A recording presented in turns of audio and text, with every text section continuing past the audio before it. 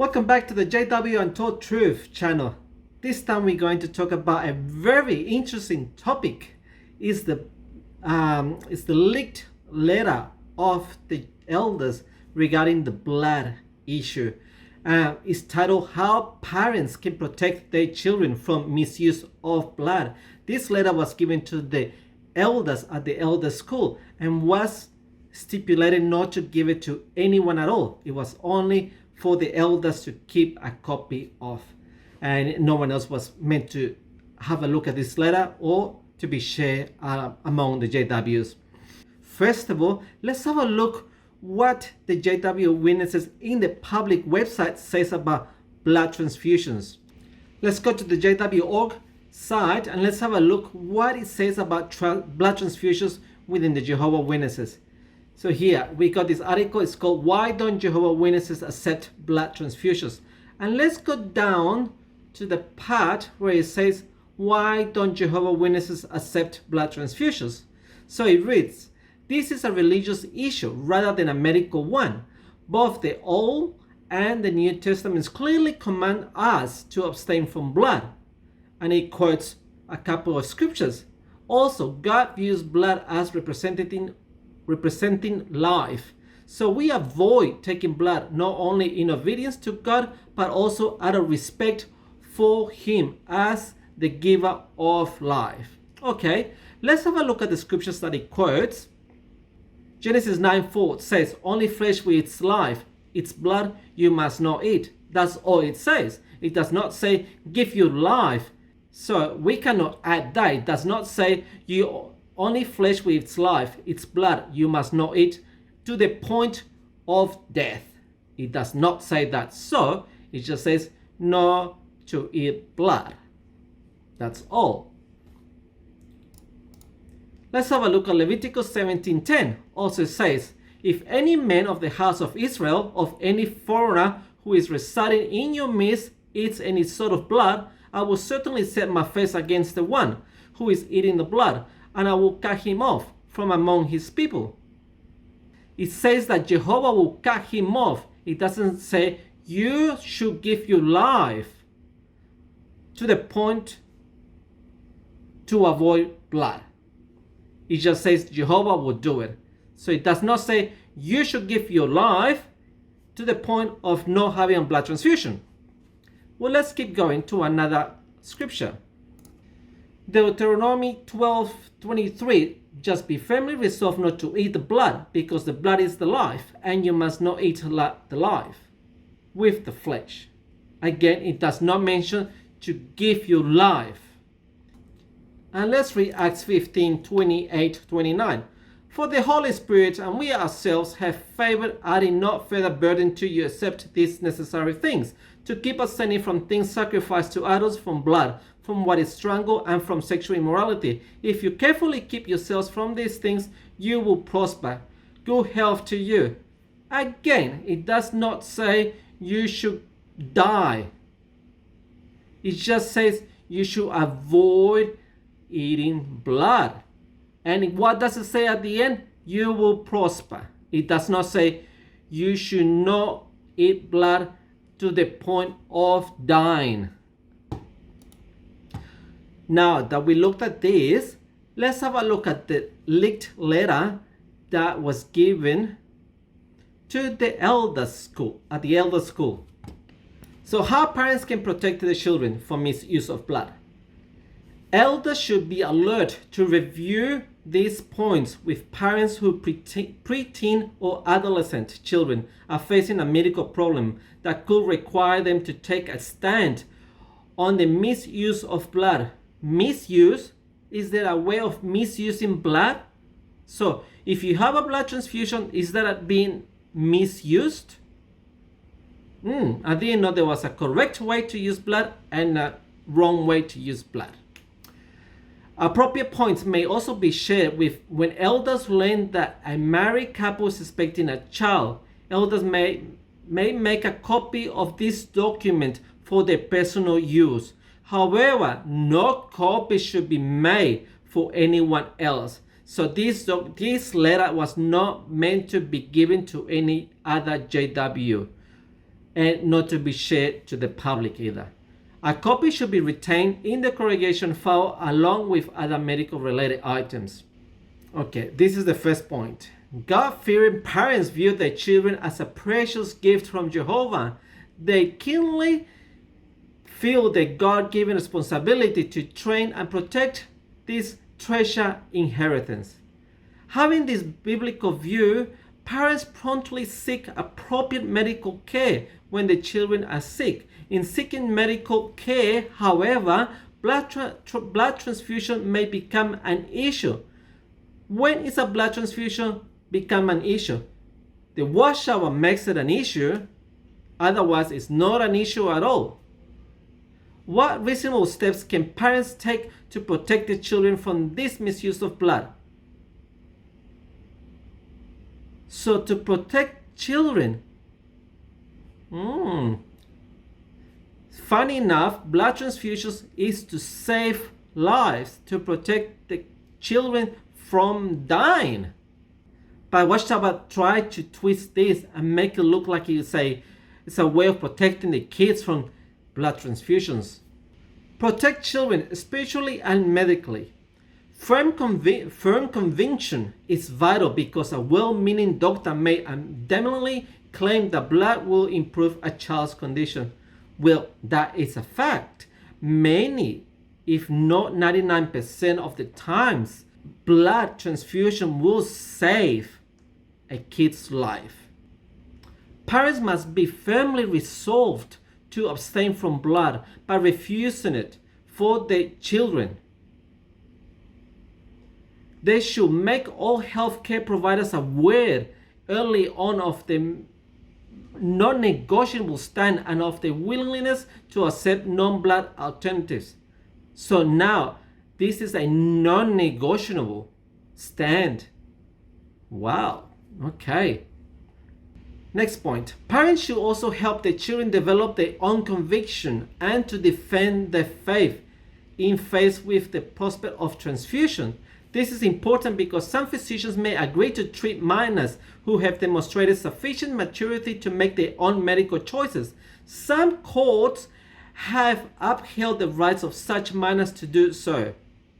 So first step is parents talk to all the physicians, all the doctors, and make it clear that it's non-negotiable. Step 1. Step 2, tell your children, reinforce them, and convince them that you have to avoid blood. What if hospitals or doctors cannot give 100% assurance? Let's have a look what the letter says. Protect children legally. A wise parent anticipates court involvement. The law does not give parents unlimited medical decisions making authority to accept or refuse treatment for their children. Parents may not be free to refuse treatment considered necessary for the child's welfare, even when the refusal is based on sincerely held religious beliefs. So step 4 is be prepared to go to court. Step 5, let's have a look. If doctors and hospitals personnel do not have parental consent to use blood, they may seek consent from a judge in form of the court order. Many court orders are obtained very quickly with little or no notice to the parents. As natural guardians of the child, parents have a fundamental right to know what doctors, hospital administrators, or child welfare officials are doing with respect of the child at all times. If parents have reason to believe that a court order may be forthcoming, they should advise all social workers and hospital personnel that they want notice of any court proceedings so that they can have an opportunity to be heard. Next step, how can a parent deal with the court proceedings? Okay, so now let's get the parents ready for court. If there is time, if often it's advisable to seek the help of an attorney. So get lawyers involved now. We gotta stop this child blood transfusion. We gotta let him die. God's sake. If the parent secures an attorney, the organization's legal department can share information with him to help him make the best defense possible under the circumstances. As judge's paramount concern, is the physical welfare of the child, the judge needs to see that the parents are not neglectful or abused, but are loving parents who want the child to receive the best medical care. Just don't give blood to the point of dying. So next step, parents can inform the court that they are refusing blood on deeply held religious grounds, but are not refusing medical care and have no intention to martyring their child. Oh, hold on a second. You are martyring your child if you're refusing blood transfusions. That's the only chance for your child to survive. This setting may not be the best time for parents to mention their strong faith in the resurrection, as this may convince the judge that they are unreasonable. Oh my God! What? Let's read this again. This setting may not be the best time for parents to mention the strong faith in the resurrection. Hold on.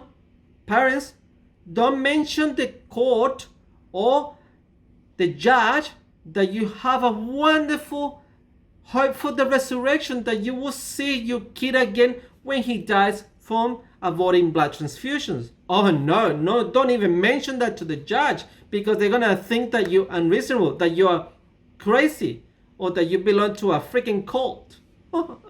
Oh my God. So yeah, don't mention that. Nothing about the resurrection. Next step. They can inform the judge that they would like an opportunity to find a doctor who will treat the child with acceptable methods of non-blood management. Hold on a second. Usually when someone needs blood, it's because they need blood right away. There is no time to waste.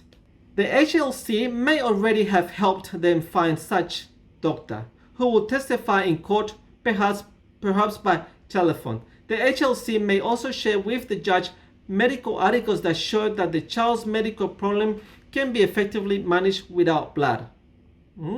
Okay. Trust in Jehovah. Next step.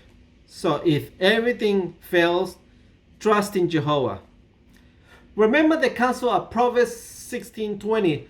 Parents show insight and trust in Jehovah by making necessary preparations in advance to protect the child from a blood transfusion. Oh, it's such a protection, because such a big sin, You meant to give your life instead of eating blood. By the way, all this time we're talking about blood transfusions, not eating blood anyway. Our elders will encourage and support parents in this endeavor. May parents and children be firmly resolved not to eat the blood, that it may go well with you.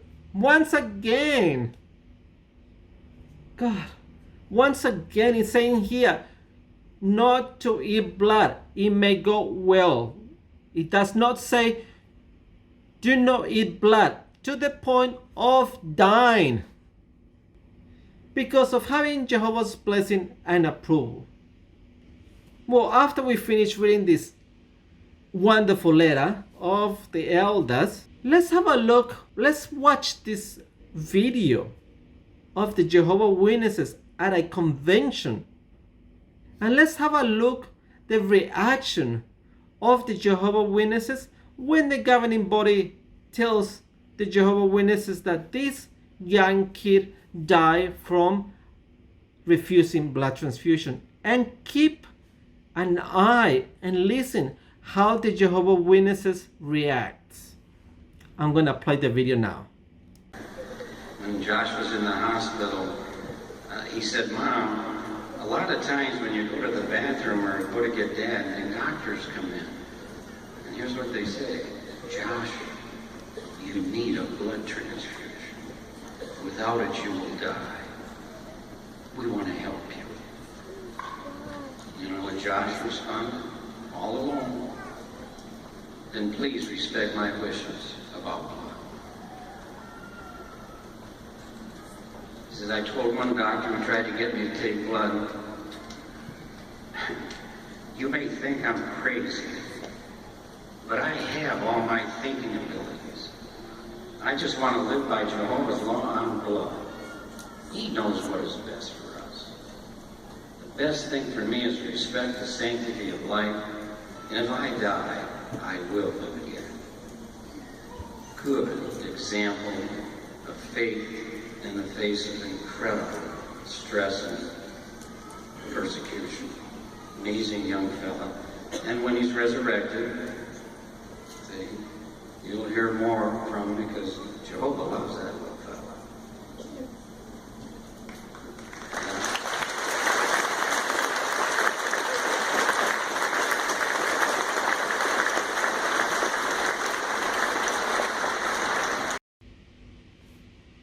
Did you see the reaction of the Jehovah's Witnesses?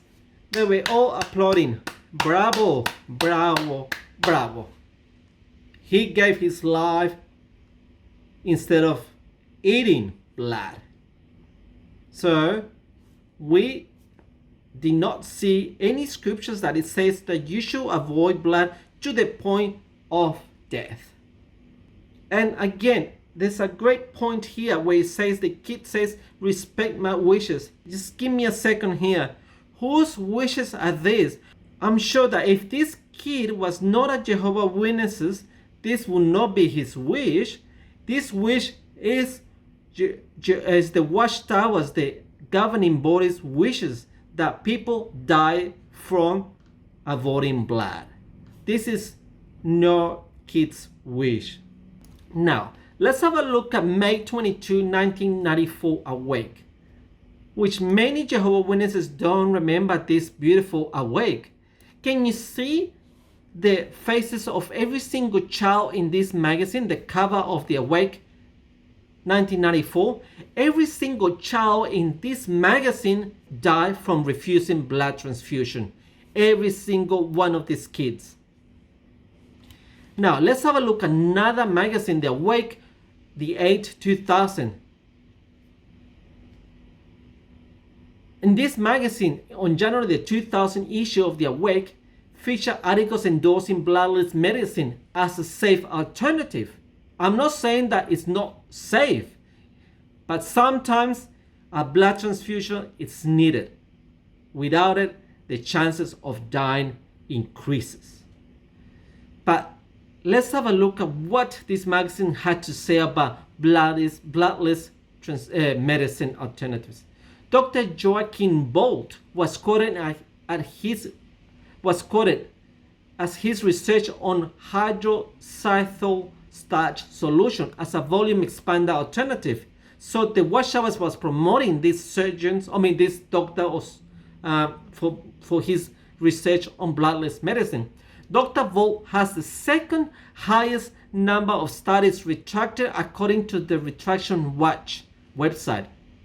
So the Watchtower is promoting this Dr. Joachim Bolt for his research, and they're promoting this kind of alternative, but they forgot to mention that this Dr. Bolt has the second highest numbers of studies retracted. Oh, sorry, we forgot to mention this. So, should you trust the Watchtower with the research? Well, I probably won't. Now, we have this amazing video. It's a quite old video, but it shows an experience of this couple that they went through with their kid. I hope you enjoy watching this little clip. Leviticus in the 10th verse, it states that one should not eat blood of any sort. This means that God does not want us to sustain our life off of the life of some other creature. And that for that reason, because God has forbidden it, we abstain from taking blood. The blood issue in the back of our minds was bothering us because as Jehovah's Witnesses, if we freely gave a blood transfusion to our daughter, we'd be excommunicated, we'd be disfellowshipped. Well, the doctors finally came to our room and it was just like an ultimatum. They said, listen, we know from our records that you're a Jehovah's Witness. We know that you don't take blood transfusions. And the doctor looked me straight in the eye and said, Mr. and Mrs. Blizzard, you have to make a decision, yes or no, whether your child lives or dies. I remember going over to the bed and she had these cords and wires keeping her alive, life support systems, and holding this limp child that was our only daughter. And and just going over to the window and looking out and watching the clouds and the sky and just started to weep. And I said, oh God, Jehovah, and I prayed to Jehovah. We just had a real distinct impression that we were supposed to obey God's law and go by what we had always been taught, and that we were to let our daughter die. And so we just called the doctors back in and told them that we had just had to let her die, that we had to obey God's law. About a half an hour later, there was multitudes of them that came up to the room, just swarmed the room, tried to giving us Watchtower articles about artificial blood, and you just can't let your child take that blood, and just putting this heavy guilt trip on us. I just told them, look, I just can't let my child die in that way. And the elders were just so upset. They left in a huff. They were mad. And one of the elders said on the way out, he looked me in the eye and said, you know what? I hope your daughter gets hepatitis from that blood. And that was just the straw that broke the camel's back. I was just broken here. My own people, God's organization, turning against me, cursing me, because I just wanted to see my child live. And so they left. And we were all alone. Even my own parents didn't come see us. I think many times Jehovah's Witnesses have really never thought the blood thing through. It's either right or it's wrong. If it's wrong, the Watchtower Society is guilty of causing the deaths of thousands of people. That's wrong. It's evil. So how many times has the Watchtower changed the position of blood transfusions? Has it always been the same rule along the 120 so years they've been on? Well, let's have a look. Let's have a look at this.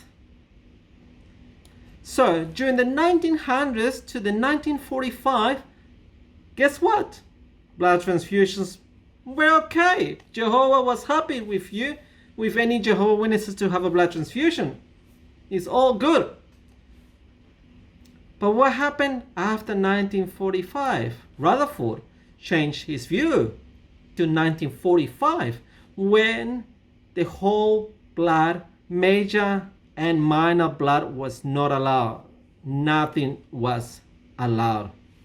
And you have to ask yourself, hold on, if Jehovah was happy for you to have blood transfusions in between 1900 to 1945, why is not happy now for you to 1945 to 1982? Why the change of mind from Jehovah? Oh no, but wait, I forgot. Jehovah changes his mind, or the light gets brighter, so it's the same thing, I guess, eh? But hold on, so if Jehovah actually did not mean that blood transfusion was okay, now he means that blood transfusion is not okay. So what happens to all the people that have blood transfusions before? Is Jehovah gonna cut them off? Or he's gonna ignore that? That's an interesting point. So what happens after 1982? So now whole blood was not allowed, major blood was not allowed, major blood was not allowed, but some fractions now were allowed. Only some of them. Only some of them. So what happens after 2000? Whole blood is not allowed. Major blood not allowed. Fractions now. Most of the fractions, some of the fractions, is a personal choice.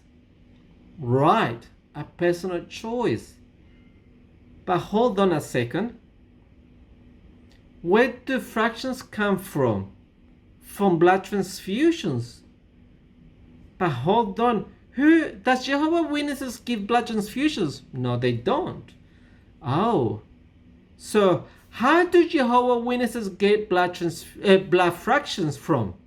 They don't give blood to get their own blood fractions. So hold on, you telling me that they get the blood fractions from thousands and thousands of blood donors from around the world, from worldly people? So worldly people are giving blood donations so Jehovah's Witnesses can get their blood fractions. But Jehovah's Witnesses they don't give blood to get their own fractions. Wow, okay. Well, that's interesting. So, every single Jehovah's Witnesses have one of these little cards. And this is my card. This is a death wish that we have. And we are meant to sign it here. Witnesses, this is my signature. Witnesses here. And we have to quote which Watchtower, which Kingdom Ministry inserts, which I even got DVD quoted there. So every single Jehovah's Witnesses, you know what they should do with this piece of paper? You know what they should do with this? They should just rip it. That's what they should do. Thank you again for watching, and I hope you enjoyed this video.